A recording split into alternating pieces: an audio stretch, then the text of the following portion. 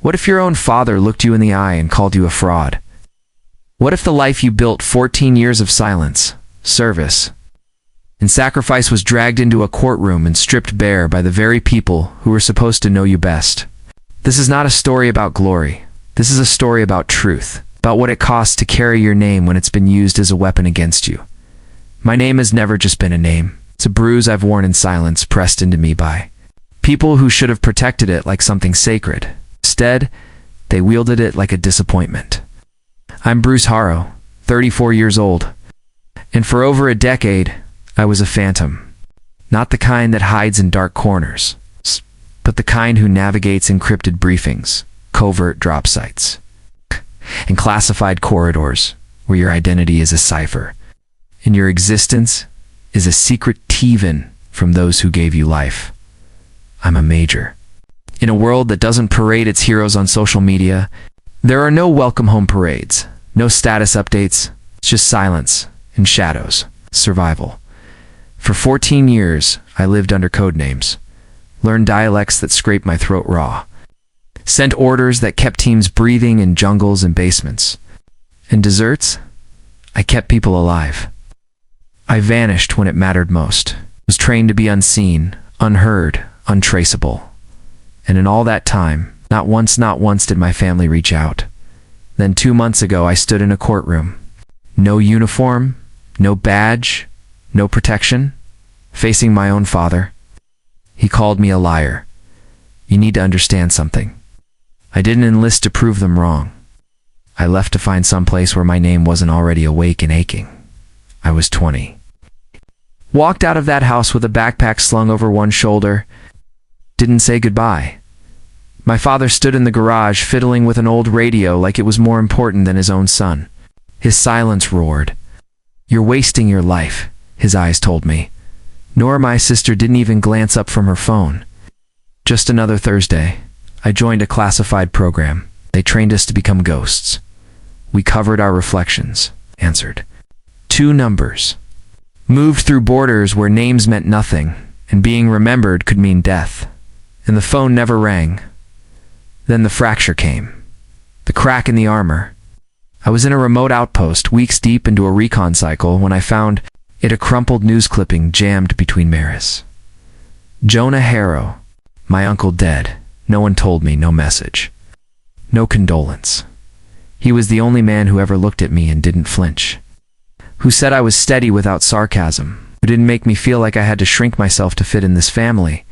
I took the next flight home. Landed in the town I swore I'd never return to. The air smelled like damp earth and stale pride. By the time I made it to the chapel, the service was over. The candles had burned out.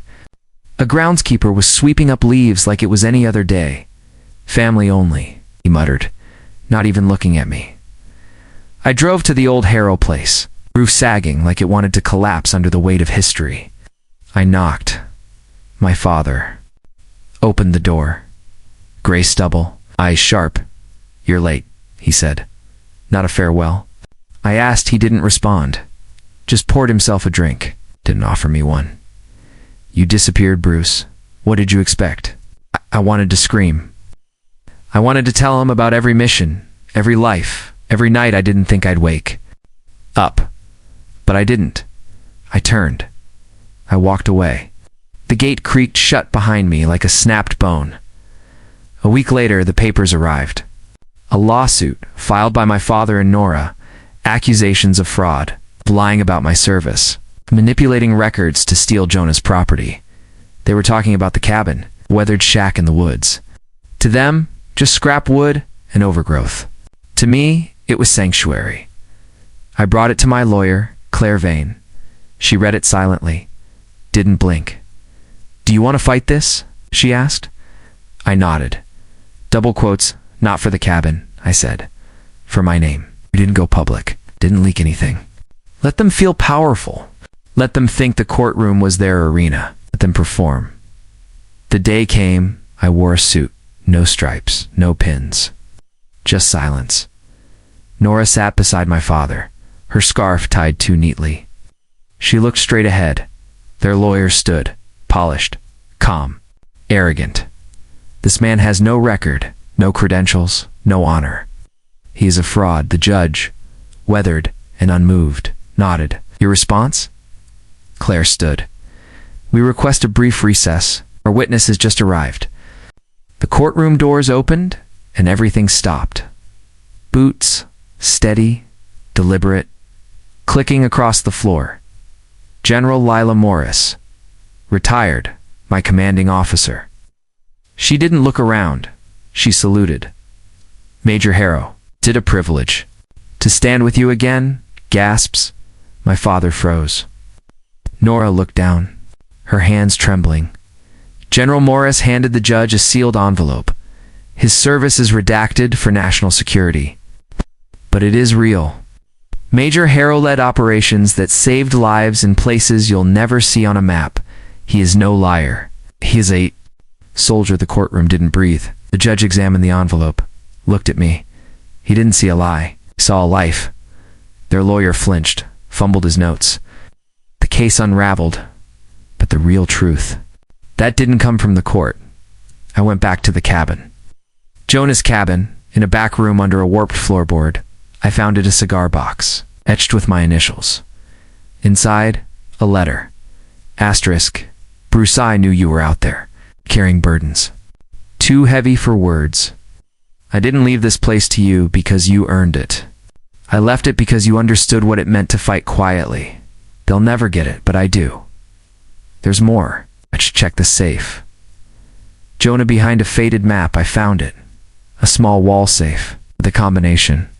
My enlistment date. Inside was a deed. Not just to the cabin, to the land. And a trust millions. Jonah had planned it all, protected it from the family. He knew the truth they never wanted to hear. He guarded my legacy, quietly, just like I had.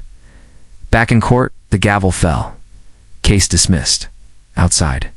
The sky opened. Rain hit my face like absolution. General Morris clasped my shoulder. You didn't have to face this alone, she said, and I smiled. Throat raw, I didn't. My family passed me on the courthouse steps. Wordless, empty. I didn't go back to their house. I went to the cabin. My cabin lit a fire. At the silence. Breathe. And I made a decision. I'm building something here. A refuge. For people like me. People who've carried secrets heavier than most can imagine. Who've served in silence. Who've been erased. This isn't about proving anything. It's about being real. Even when they say you're not. If you've ever had to fight to be seen, you're not alone. Drop your story below. Let someone else know they're not. Invisible. Speak your truth in the comments. Subscribe if you believe silence shouldn't be the price of service. Share this with someone carrying more than the world sees.